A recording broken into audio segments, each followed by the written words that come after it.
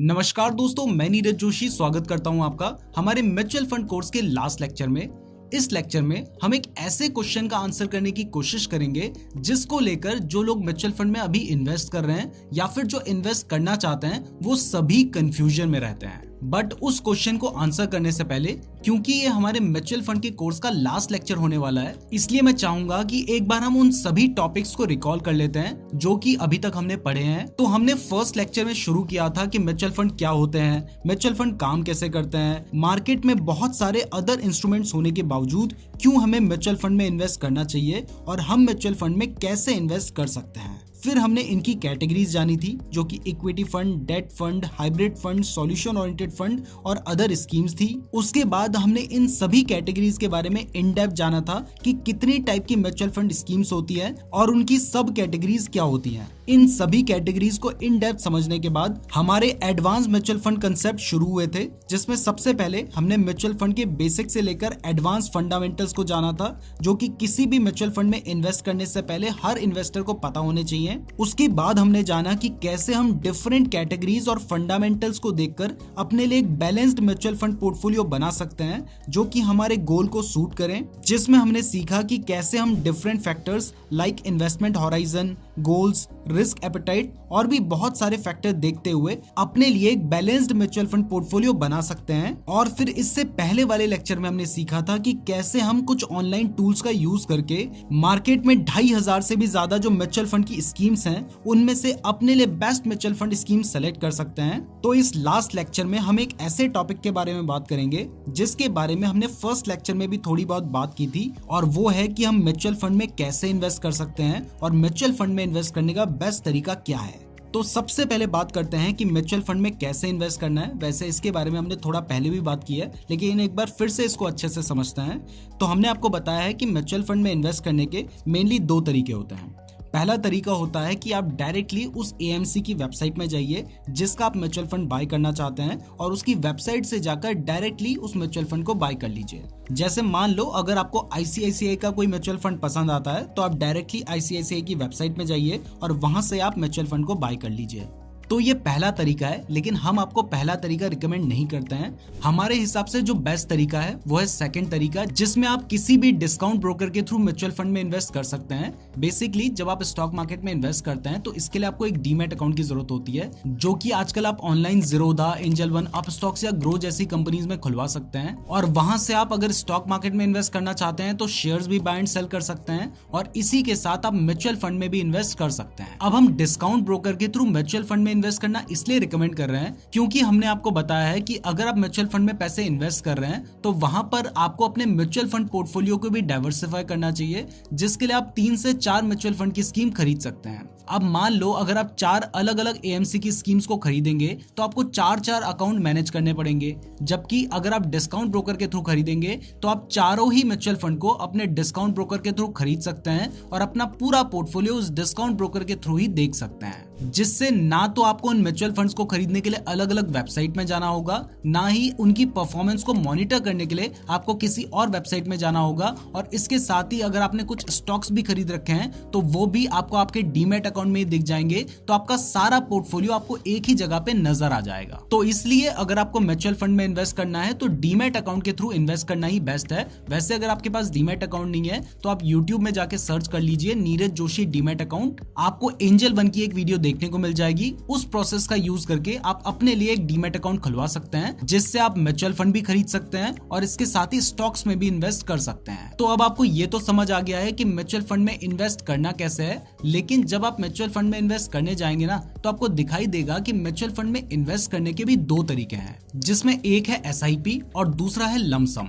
सबसे पहले एसआईपी की बात करें तो एसआईपी का मतलब होता है सिस्टमैटिक इन्वेस्टमेंट प्लान। अब यहाँ सिस्टमैटिक का सिंपल मतलब है डिसिप्लिन। मतलब एसआईपी में आप रेगुलर बेसिस पर अपने पैसों को मंथली वीकली या क्वार्टरली म्यूचुअल फंड में इन्वेस्ट कर सकते हैं। मतलब मान लो कि आपने 2023 की स्टार्टिंग में डिसाइड किया कि आप इस साल टोटल 12,000 रुपए म्यूचुअल फंड में इन्वेस्ट करेंगे। तो अगर आप इन 12,000 रुपए को इन्वेस्ट करने के लिए मंथली SIP का तरीका चूज करते हैं तो इसमें हर महीने 1,000 रुपए आपके बैंक अकाउंट से डिडक्ट हो जाएंगे और ऑटोमेटिकली जिस म्यूचुअल फंड में आप चाहते हैं उस म्यूचुअल फंड में इन्वेस्ट हो जाएंगे। तो इस तरीके से आप जो एक साल में 12,000 रुपए इन्वेस्ट करना चाह रहे थे वो हर महीने 1,000 करके पूरे एक साल में 12,000 इन्वेस्ट हो जाएंगे। तो SIP में आपको समझ आ गया है कि इसमें आप एक रेगुलर इंटरवल में म्यूचुअल फंड में इन्वेस्ट करते हैं। वो रेगुलर इंटरवल मंथली भी हो सकता है, यानी आप हर महीने म्यूचुअल फंड में इन्वेस्ट करें, या फिर क्वार्टरली भी हो सकता है, यानी आप हर 3 महीने में म्यूचुअल फंड में इन्वेस्ट करें। तो अब आपको SIP तो समझ आ गया है। तो अगर लमसम की बात करें तो लमसम को वन टाइम इन्वेस्टमेंट भी कहते हैं। तो इसमें आप एक बारी में जितने पैसे इन्वेस्ट करना चाहते हैं वो आप इन्वेस्ट कर सकते हैं। जैसे सेम SIP वाला ही एग्जांपल लें तो उसमें हम 12,000 रुपए एक साल में इन्वेस्ट करना चाह रहे थे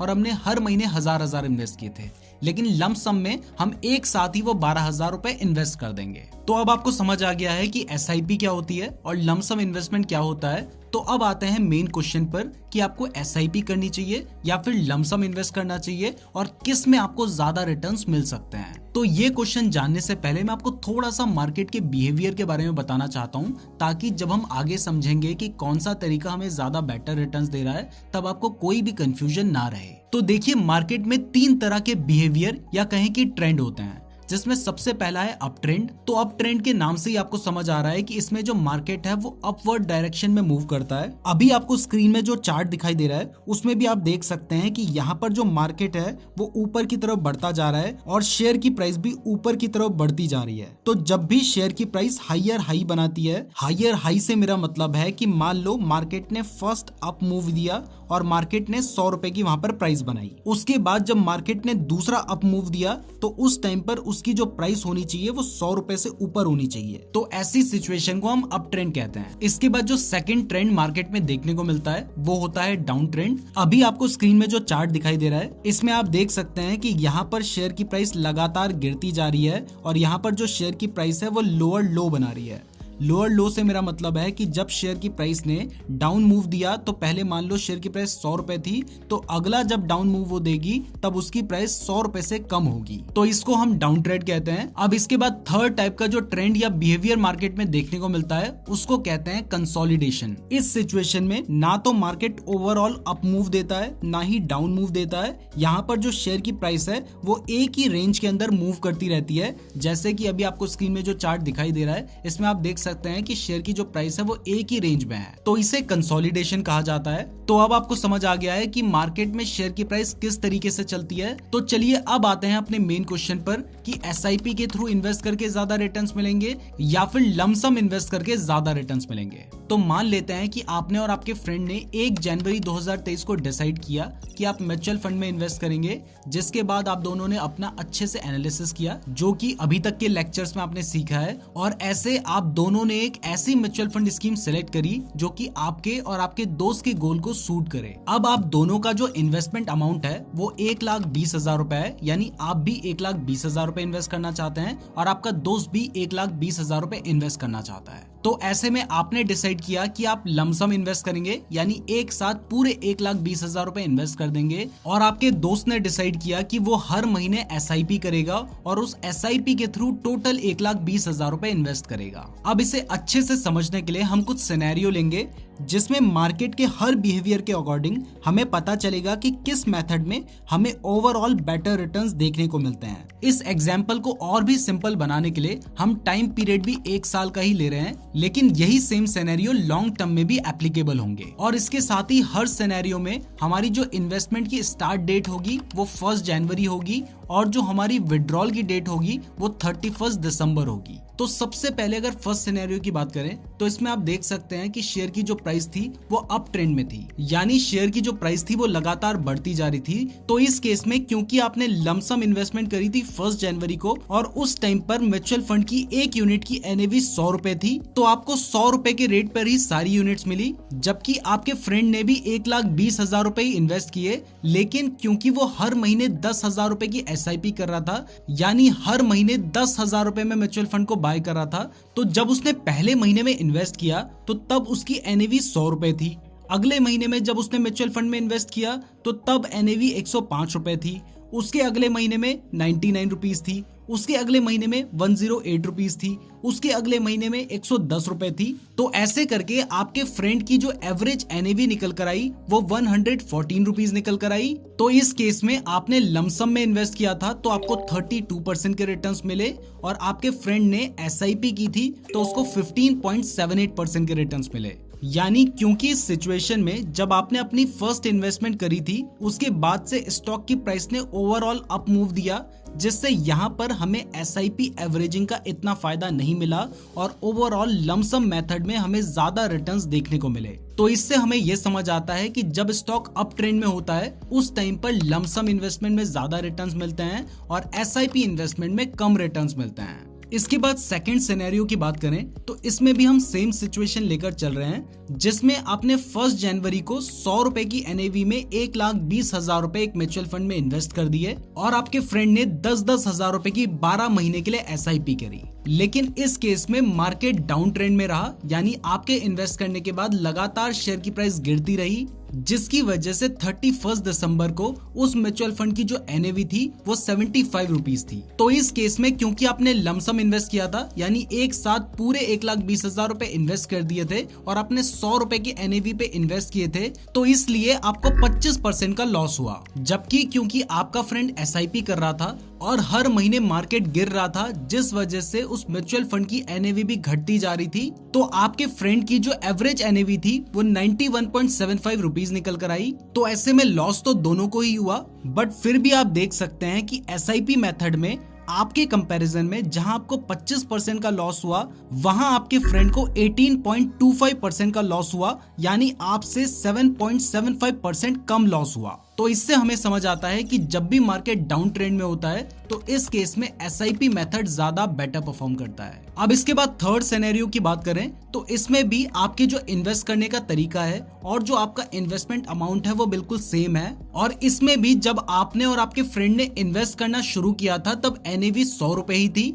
लेकिन उसके बाद से मार्केट उस एनएवी के नीचे ही कंसोलिडेट करता रहा और एट द एंड उसने एक अप मूव दिया। बट लास्ट में 31 दिसंबर को जो म्यूचुअल फंड की एनएवी थी वो बढ़कर 115 रुपए तक पहुंच गई, जबकि आपने 100 रुपए में इन्वेस्टमेंट शुरू की थी। बट क्योंकि इस सिनेरियो में मार्केट ज्यादातर टाइम नीचे ही रहा, लेकिन आपने तो लमसम इन्वेस्ट किया था तो आपको डाउन प्राइस का एडवांटेज नहीं मिला। लेकिन वहीं दूसरी तरफ क्योंकि आपके फ्रेंड ने एसआईपी मेथड से इन्वेस्ट किया था तो आपके फ्रेंड को अपनी ओवरऑल इन्वेस्टमेंट एनएवी को एवरेज करने का चांस मिल गया, जिससे इस केस में आपको तो 15% के रिटर्न्स मिले, लेकिन आपके फ्रेंड को 29.5% के रिटर्न्स मिले।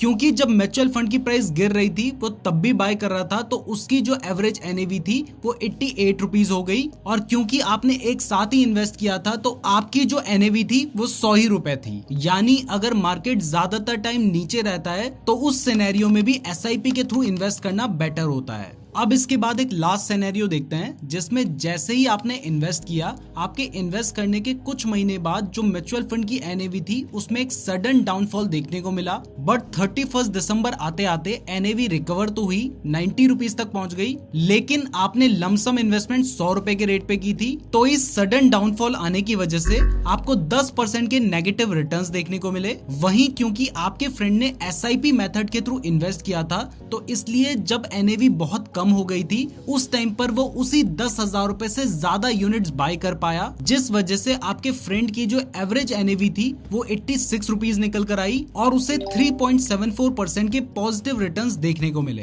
तो इस केस में भी एसआईपी मेथड ने ज्यादा बेटर परफॉर्म किया। तो अगर हम इन सभी सिचुएशंस को एनालाइज करें तो हम इस कंक्लूजन पर पहुंच सकते हैं कि लमसम इन्वेस्टमेंट में टाइमिंग ही सबसे ज्यादा इंपॉर्टेंट है। जैसे कि हमने फर्स्ट सिनेरियो में देखा, जब आपने और आपके फ्रेंड ने इन्वेस्टमेंट शुरू की थी तब मार्केट अपने लो पर था और वहां से मार्केट ने एक अच्छा अप मूव या अप ट्रेंड दिखाया। तो ऐसी सिचुएशन में आपको एवरेजिंग की जरूरत नहीं थी और इस वजह से आपको ज्यादा अच्छे रिटर्न्स मिले। तो अगर आप अपनी इन्वेस्टमेंट टाइमिंग को लेकर फुली श्योर हैं और आपने अपनी इन्वेस्टमेंट तब करी है जब मार्केट अपने लो पर है, तो वहां पर आप लमसम मेथड में इन्वेस्ट करके एक अच्छा रिटर्न कमा सकते हैं। बट मार्केट को टाइम करना इतना इजी नहीं है। जैसे अगर कोविड की बात करें तो उस टाइम पर मार्केट अपने बहुत लो पर आ गया था, लेकिन उसके बाद भी बहुत सारे इन्वेस्टर्स ने उस मौके को खो दिया, क्योंकि मार्केट जब नीचे जाता है तब हमें लगता है कि मार्केट और ज्यादा नीचे जाएगा और इस और नीचे के चक्कर में हम कई बार इन्वेस्ट कर ही नहीं पाते हैं। तो क्योंकि मार्केट को टाइम करना बहुत मुश्किल होता है और एसआईपी आपको कॉस्ट एवरेज करने का मौका देता है, तो एक टोटली अप ट्रेंड मार्केट को छोड़कर एसआईपी मेथड आपको हर मार्केट बिहेवियर में एक अच्छा रिटर्न देगा। तो अगर फाइनल कंक्लूजन लें तो हम में से किसी को नहीं पता है कि मार्केट का अगला मूव क्या होगा, इसको गारंटी के साथ नहीं बताया जा सकता है। तो हम एक सेकंड अप्रोच से मार्केट में इन्वेस्ट कर सकते हैं जिसको मिक्स्ड अप्रोच भी कहते हैं। तो इसमें हम एसआईपी और लमसम दोनों तरीके से इन्वेस्ट कर सकते हैं। जैसे मान लो अगर आप एक सैलरीड पर्सन है जिसको हर महीने एक फिक्स सैलरी मिलती है, तो उस फिक्स सैलरी से आप हर महीने म्यूचुअल फंड में अपनी एसआईपी शुरू कर सकते हैं, जिसमें हर महीने एक फिक्स्ड अमाउंट आपके बैंक अकाउंट से कटकर उस म्यूचुअल फंड में इन्वेस्ट हो जाएगा। और इसी के साथ अगर मान लो आपको कभी बोनस मिलता है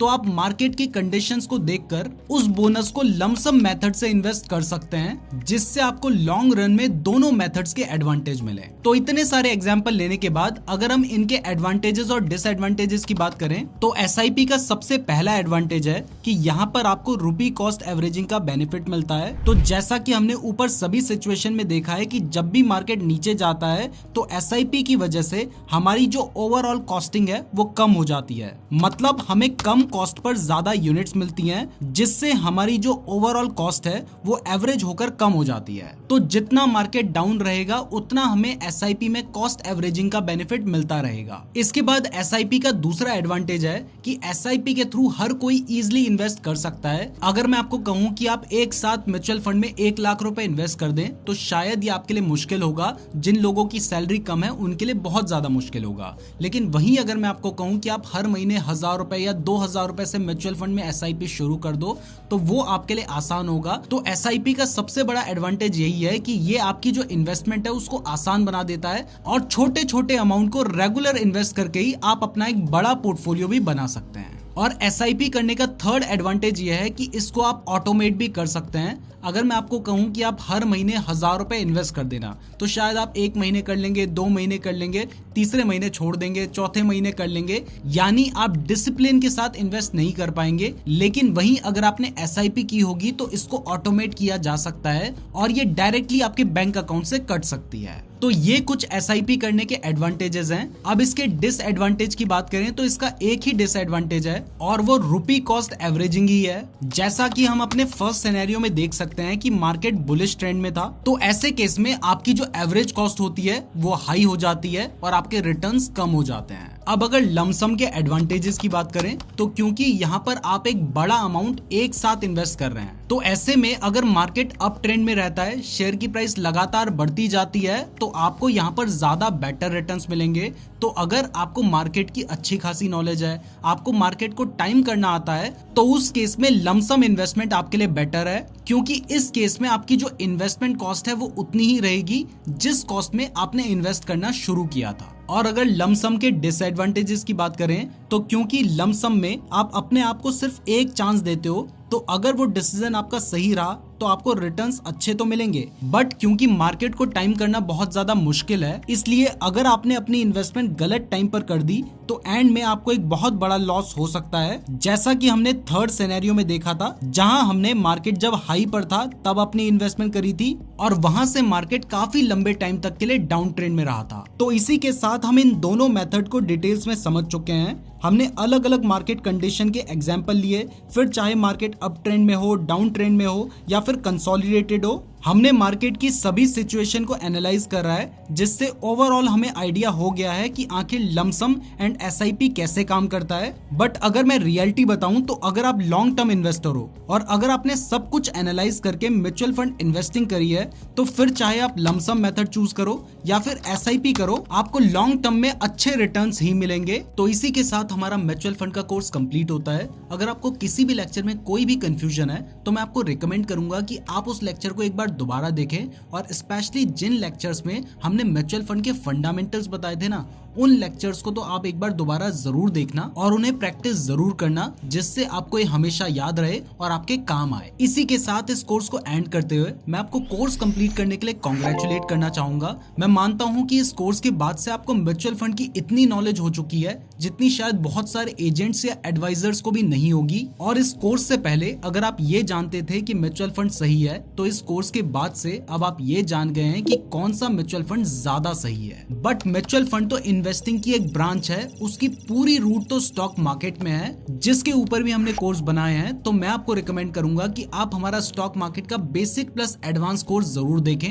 अगर आपको स्टॉक मार्केट की कोई भी नॉलेज नहीं है, तब भी उस कोर्स को देखकर आपको स्टॉक मार्केट की पूरी नॉलेज हो जाएगी। इसी के साथ आप स्टॉक्स को एनालाइज करना भी सीख जाएंगे। और इवन हमने हमारे व्यूअर्स के लिए स्टॉक मार्केट के बेसिक और एडवांस दोनों कोर्स की एक एक वीडियो फ्री रखी है, जिसको देखने के बाद आप डिसाइड कर सकते हैं कि आपको स्टॉक मार्केट का कोर्स लेना है या फिर नहीं। वैसे उस कोर्स को बनाने में हमने 5 महीने से भी ज्यादा की मेहनत की है, और मुझे लगता है कि वो स्टॉक मार्केट का बेस्ट कोर्स है, तो उसको बिल्कुल भी मिस मत कीजिएगा। आपने मुझ पर विश्वास करके हमारे इस कोर्स को बाय किया और उसको कंप्लीट किया, इसके लिए बहुत बहुत धन्यवाद। हम भी आपका भरोसा बनाए रखेंगे। और लास्ट में मैं अपनी टीम को भी थैंक्स कहना चाहूंगा, जिनकी वजह से कोर्स बन पाया है।